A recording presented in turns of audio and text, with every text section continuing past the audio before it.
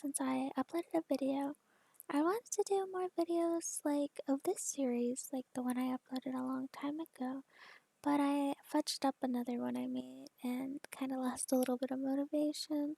However, I still want to do them and I intend to upload more than this, hopefully. But my problem is I need to collect more of the Genshin books. I was wondering if you see this video on the off chance and you would like to see more, if you guys have any certain book requests you would like me to go find in the world. Honestly, I should just go find them all anyway, but if you want a specific one, I really don't mind requests and I'll go and try to do it. On that note of content creation, I also was thinking about doing more videos besides this, like of ASMR, but I was thinking about divulging into those kinds of videos where it's a scenario with a character that's talking to the listener. And on the off chance you see this and you like this video and you would like to see or hear one of those, feel free to tell me in the comments and I'll look into doing it. In actuality, I probably will do it anyway, but comments motivate a person, you know? Anyway, without further ado, I'm going to cut this so that we can begin the story. This story is called Heart's Desire. It has 4 volumes. Volume 1, Moonlight. Legend tells of a corner of the city that has been forgotten by the wind. To reach that place, one must stand before the fountain and close their eyes, then wait for 35 heartbeats, then walk 7 circles clockwise around the fountain, followed by 7 further circles anti-clockwise. Upon opening one's eyes, one will find they have arrived at a little shop. Excuse me, is anyone there?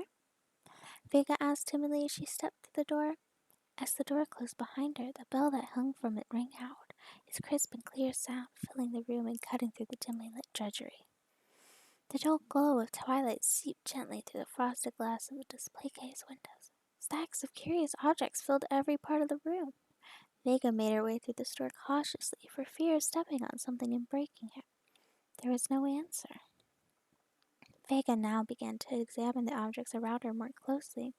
An obscure mechanical component, an ornate ancient lyre, a broken ceramic tile engraved with incomprehensible markings, a pair of old manacles, dented and scratched from years of use, a forgotten crown that once belonged to an aristocrat.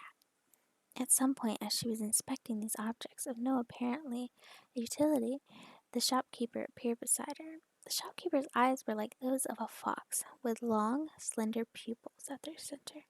That fang once belonged to a wolf king. Aside from the gods, it is probably the only thing left that remembers that land the way it used to be, every inch of it covered in ice and snow. She spoke softly. Welcome to the store. Do you see anything that takes your fancy? Do you have anything here that can help someone to forget? Why, certainly. Vega clutched her chest as she pursued the question further. To forget anything? Even someone very important? The fox-eyed shopkeeper's expression turned stern, and she nodded as she continued. I know that the one you wish to forget is a young man with limpid eyes as clear as moonlight. He disappeared a long time ago and left a deep hole in your heart. Nothing else can fill that hole. All other blessings, no matter how joyful they may be, fell elusive and out of your reach, just like the moonlight before your eyes. Vega was stunned into silence. All she could do was nod along. The fox-eyed shopkeeper smiled and, seemingly out of nowhere, presented a bottle of wine. This wine will help you forget your pain. Long ago, in the age when icy winds blew, our forebears brewed this wine in secret, deep within the frozen earth, to give them the strength to keep surviving. The method they used to brew this kind of wine was forgotten when the people's fate took a turn for the better, and their lives became more joyful. She tilted the wine bottle back and forth. There is not much left, and since it seems you have an affinity with this store, this one is for free, provided, of course, that this is what you really want. Vega took the goblet of wine from the fox-eyed shopkeeper's hand. The goblet must once have been adorned with a precious gemstone, but it had since been removed, and now the only clue to its existence was the empty, lonely indentation it had left behind. When Vega regained consciousness, she stood in front of the fountain. Hmm? What am I doing here? She wondered to herself. As the moon shone down brightly, she began briskly walking back home. The glow of twilight had all but disappeared now, and if she didn't get back soon, she had forgotten all about the strange door, from the route that had taken her there to everything that had happened inside. She's gone, the outside shopkeeper said after the door had shut and the bell had stopped ringing. A young man, one with limpid eyes as bright as moonlight, stepped into view from the back of the store. Thank you. How many times has she visited now? 6, no, 7. 7 times. The young man hesitated for a moment and then asked, Does the wine really work? It's not that I don't trust you, it's just. The shopkeeper smiled, though the meaning of her smile was ambiguous. This wine causes those who drink it to forget their pain. But your shared history is not a painful thing for her. All this wine can do is to help her temporarily forget her longing for you and the grief of losing you. Whenever she sees the moonlight, she will see you reflected in it, and the memories will start coming back. The time you met at Ludi Harpestrom, the afternoon spent beneath the tree at Windrise, the view from Cape Oath, the time you sneaked out of the midsummer celebrations together, hand in hand, the song in the feathered cape you offered to her at the assembly of the traveling bards. All of these are memories she will be reluctant to part with. I do have another bottle of my wine in the shop, one that can make someone truly forget everything. If you wish, I could give her that to drink instead. She smiled slightly as she watched the young man. After a long silence, he let out a sigh. Tell me, why do you insist on leaving her? Well, it's this. This is the reason. The young man reached into his breast pocket and took out a spherical object made of crystal. Unknown symbols could be discerned faintly flickering inside of it. I am led to believe that people who receive one of these will one day disappear from this world. If that is so, then the earlier I leave, the better. She is still young. If she forgets me now, then she will still have time. Well, well, well, sneered the shopkeeper. So, you are one of the chosen. It would appear so, but do you know anything about what happens to the chosen in the end? The young man asked eagerly. She forced a smile, but did not reply. I should be leaving. Now I am the owner of this thing. I suppose I should get on with doing the things that are expected of me. And if she returns, what would you have me do? I think we should leave her to handle it on her own. What a heartless man you are. Volume 2, Glaze. Legend tells of a corner of the harbor that has been forgotten by the mountain rocks and the sound of the crashing waves. To reach that place, one must stand in the sea breeze and close their eyes, walk 49 steps away from the clamor of the crowds, then wait till the sound of one's own heartbeat drowns out the voices in the background. Upon entering, opening one's eyes, one will find they have arrived at a little shop. Hello? Anyone in? Yuan called out. He tried the door and let himself in. The bell continued to ring after the door had closed, and as he made his way further inside, the faint sound of crashing waves seeped into the store like a distant memory. Piles of seemingly random artifacts were stacked all the way through from where he stood to the other end of the long and narrow shop. Yuan looked up apprehensively at the range of items throughout the store, somewhat intimidated by the thought of his silken robes being covered in dust that was potentially even older than he. Old lanterns made of now yellowing paper, a giant flame from some unknown monster, brilliant black iridescent from the depths of space, a dull gold-colored geometric object built with a Mortise antenna and crafted from an unknown material. As he picked up a small bottle filled with fine white crystalline powder, he heard a soft voice coming from someone who now stood next to him. That is salt formed from the residue of an ancient archon's tears. The voice caught him off guard, breaking the long silence like a stone disrupts the surface of a pool of still water. Startled, he dropped the bottle he held in his hand. But the sound of smashing glass his ears were anticipating never came. The shopkeeper, who had fox-like eyes with slender lines for pupils, had somehow caught the bottle and returned it to its place on the shelf. I can't remember who it was, but someone recommended this place to me. She gave a slight nod that acknowledged she had heard him, but was ambiguous as to what she thought about it. Welcome to the store. Do you see anything that takes your fancy? I'm looking for a gift for her. She's a girl I like. I've been thinking of proposing to her, and I'd like to have a gift to go with it. Yuan nervously bit his lower lip as he looked up to face the shopkeeper directly. She had mysterious golden eyes that reminded him of core lapis. They looked at each other for a long time in silence. Finally, she spoke. Very well. Her slender figure disappeared back into the depths of the store. When she returned, she held in her hand an object that gave off a faint iridescent glow. On closer inspection, it was revealed to be an exquisitely cut 10-sided illuminating crystal. I trust you all have heard the legend of the crystal heart? He hadn't, but he nodded anyway. It is made from a variety of crystal called illuminating crystal. Man-made versions exist, but they are pale imitations.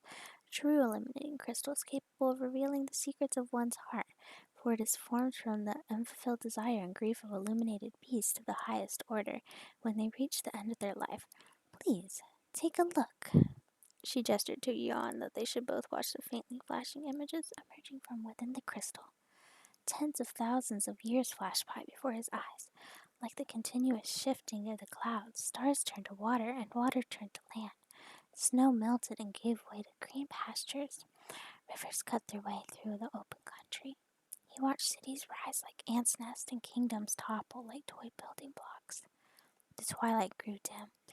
Moonlight zigzagged on its way across the uneven surface of the ocean. When Yuan regained consciousness, he found himself walking by the docks.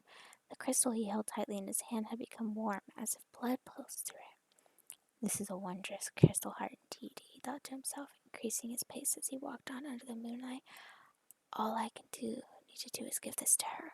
Once that's done, then I must. The bell that hung from the door rang out, crisp and clear. Welcome to the store. Do you see anything that takes your fancy? I'd like to exchange this. Well, I don't know if it counts as a gemstone or. The finely cut crystal sparkled brightly, scattering rays of light throughout the room. It was given to me by a man who's been pursuing me. He said that if we looked into it together, we would see many marvelous things. But somehow I just find it makes me feel uncomfortable. It's a beautiful gem, of course.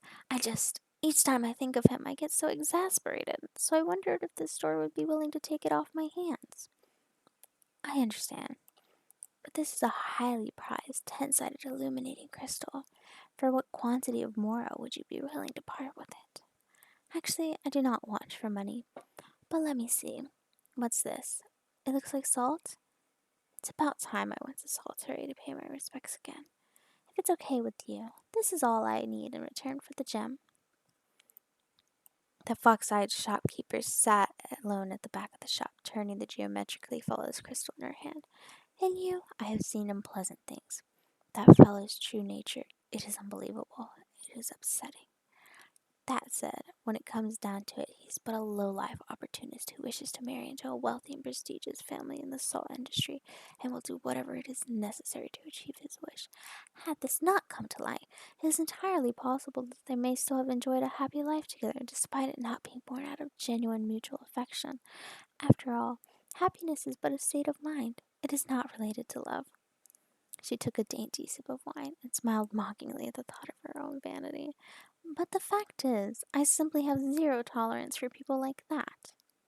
On the other hand, it is delightfully straightforward opening up to a complete stranger.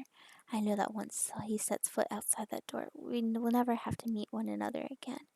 So what does it matter if I reveal a little truth to him? Perversely, the closer two people become, the more one seeks to gain, and so you must be on your guard. But how could he have known? I'm sorry. This has all been quite the imposition on you. But it is truly wonderful to have this back. She lowered her gaze and continued. This is, after all, your heart that you have left behind. I will be sure to treasure it. But don't you think it's fun? Taking a trip down into the world once in a while, seeing what people are like nowadays? Volume 3. Sapphire. Legend tells of a corner of the city that has been forgotten by the wind. To reach that place, one must stand in the center of the plaza and close their eyes, walk 7 circles clockwise around the plaza, followed by 7 anti-clockwise circles, take 40 paces forward, and then wait till the cries of the birds can no longer be heard in the wind. Upon opening one's eyes, one will find they have arrived at a little shop. The shopkeeper, who had fox-like eyes with slender lines for pupils, opened the glass double doors to let in the bright moonlight, which seemed to sweep up the stardust from across the night sky and sprinkle it down upon the counter. Everything from the ostentatious flowers, the dust-covered harpistron, and the old books rendered illegible by years of erosion, to the now stringless old longbow, appeared as the opulent halls of the ruling aristocrats might have done in times of old, covered in a shiny silver coating, though this was the silver that came from the cold light of the night sky. Hey, any business any good these days? This audacious alternative to the courteous greeting most people would opt for in the circumstances came from somewhere deep in the back of the shop. The shopkeeper turned around. A familiar customer was sat nonchalantly on her armchair in the part of the shop that the moonlight did not reach. Business is fine, but these days, it would appear, I need to watch out for burglars. The shopkeeper responded with a slight smile. That's it? You're going to turn away your oldest customer? Just like that? The customer let out a sigh. There's nothing in your shop that's worth me spending money on anyway. I mean, if I really had to pick something. Well, how was the hunt? What do you mean? You think I'm here to offload some loot again? The hunter let out a displeased grin at the shopkeeper's insinuation, but the shopkeeper continued to smile. Why? Of course not.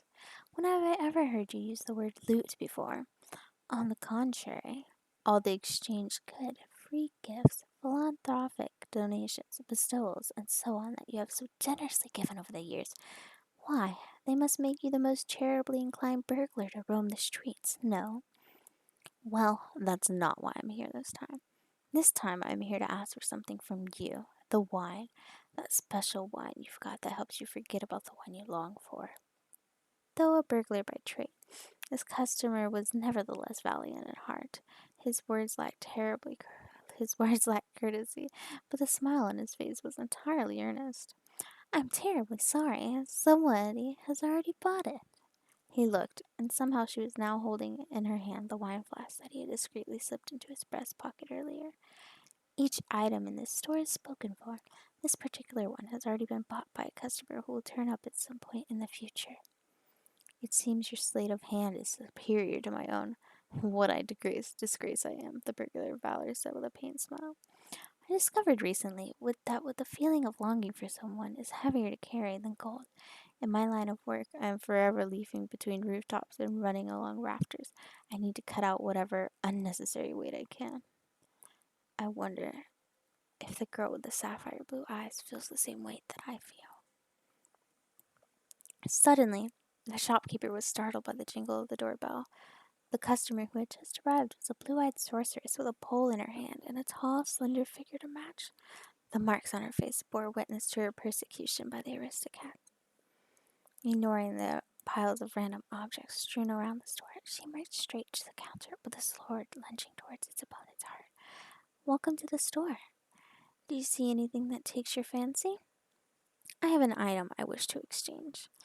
Her tone sounded cold but fragile, like thin ice in the moment that it shatters. As the sorceress spoke, she placed a giant blue crystal onto the counter.